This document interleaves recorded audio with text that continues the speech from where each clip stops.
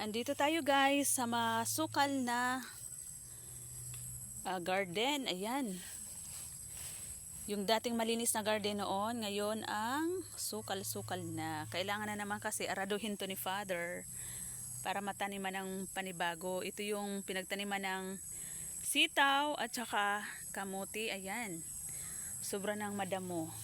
So ayan, meron pa kasi ditong natitirang mga puno ng talong. Ayan, kunin natin. Mamimitas tayo kasi wala tayong panlagay doon sa isda. So ayan.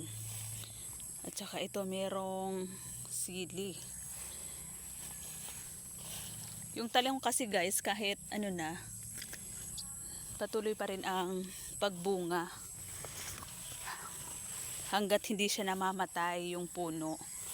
Mamumunga at mamumunga pa rin yung talong. Ayan, 'di ba? Ang kinis ng talong. So lalagay ko sa isda.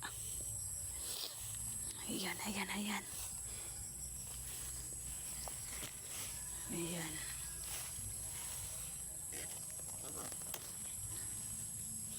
Itong isa parang matigas na, oh. Ayan, oh. Ayan, oh, mga ano na. Pahinugin na lang yan para ipunda ulit.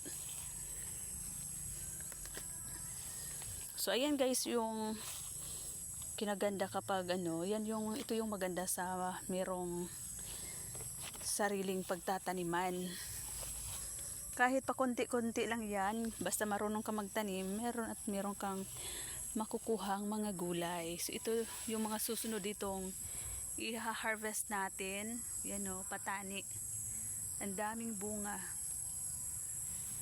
Wala pa siyang laman yung ano niya. Ayan, oh. Oh, diba ang ganda? Patani. Medyo matagal talaga yan guys mamunga. Kasabayan yan ng sitaw. Pero yung sitaw matagal nang nawala. Pero yung patani ayan pa lang, namumunga pa lang.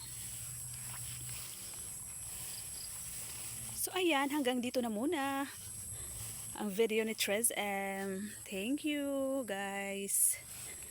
Don't forget to like and subscribe my YouTube channel, Trez Maria's Farm. Thank you.